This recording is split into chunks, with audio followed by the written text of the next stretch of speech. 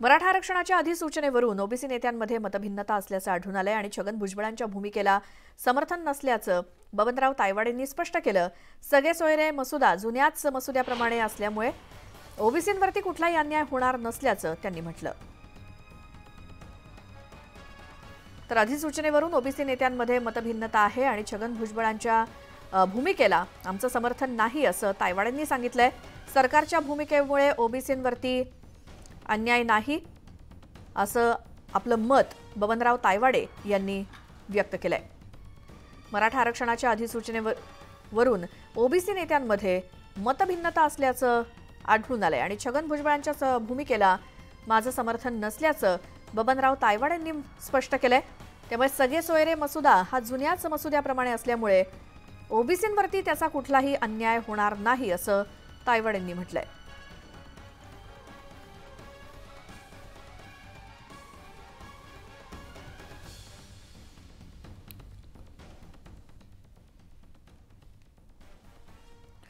बबनराव तायवाडे यांचं हे म्हणणं सरकारच्या अधिसूचनेसंदर्भात त्यांनी आपलं मत व्यक्त केलंय।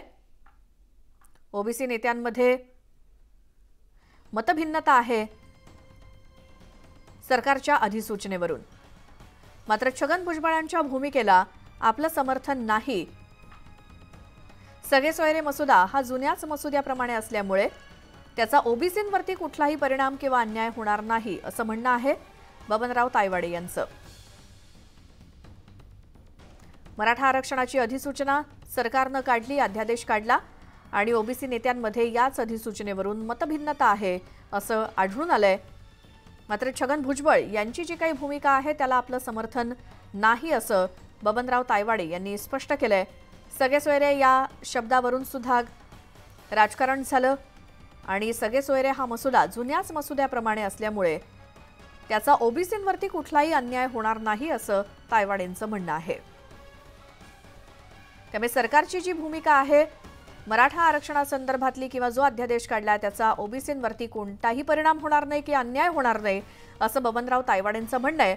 मात्र त्याच्या अगदी उलट भूमिका ही छगन भुजबळांची आहे, त्यामुळे भुजबळांच्या भूमिकेशी मी सहमत नाही असं तायवाडेंनी स्पष्ट केलंय।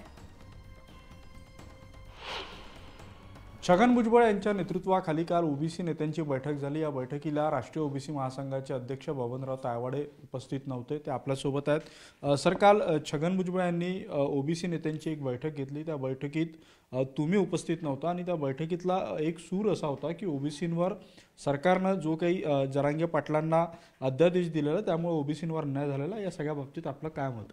नाही, मी कालसुद्धा सांगितलं की माझ्याकडे घरगुती वैयक्तिक कार्यक्रम असल्यामुळे मी त्या सभेला जाऊ शकलो नाही। मला निमंत्रण होतं, मी कळवलं होतं पण मी येऊ शकत नाही। वडील, आजोबा, पणजोबा यांच्या माध्यमातून जे वंशावळ आपल्याला तयार करावी लागत होती त्यामध्ये काका पुतणे हे येतच होते, त्याच्यामुळे ते दोन शब्द तिथे ॲड केल्यामुळे ओबीसी समाजाचं कुठेही नुकसान झालं या मताशी मी सहमत नाही आहे आणि त्या मागणीशी मी सहमत होणार नाही।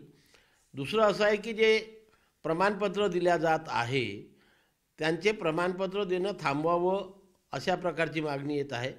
ज्यांच्या नोंदी सापडल्या त्यांना प्रमाणपत्र देण्यापासून कोण थांबवू शकतो?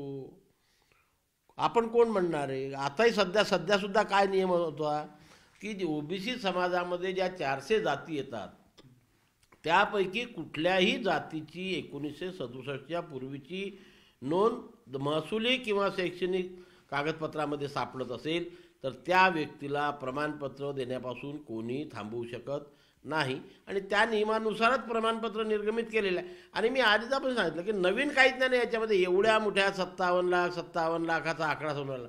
सरकारने जे जाहीर केलं त्याच्यामध्ये फक्त औरंगाबाद विभागामध्ये 20,000 नवीन प्रमाणपत्र देण्यात आले। त्यामध्ये एक तर रिपिटेशन खूप आहे, म्हणजे आता 57 लाखापैकी फक्त 39 लाख लोकांना प्रमाणपत्र इश्यू केले असे म्हणतात, याचा अर्थ की 18 लाख हे रिपिटेशन आहे।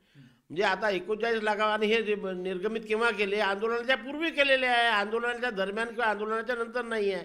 मग याच्यात काय ना नुकसान कुठलं झालं आहे ओबीसीचं हे जोपर्यंत स्पष्ट होत नाही तोपर्यंत मी तर या मताचा 100% आहे। 1 महिन्यापासून मी बोलतो की इथे नवीन नोंदी नाही, त्याच्यामुळे ओबीसी समाजाने काही घाबरायचं काही कारण नाही। म्हणून मी आधी सांगतो की ओबीसी समाजाचं इथं कुठेही नुकसान झालेलं नाही। की बा आम्हाला दिलेलं आश्वासन त्यांनी पाळलं, आमच्या याला कुठेही धक्का लागलेला नाही, म्हणून मी त्यांचे आभार मानलेले आहे. जर आम्हाला दिलेलं आश्वासन पाळलं तर आभार मानणे हे आपल्या माणसाचं कर्तव्य आहे. काय समाजाची संस्कृती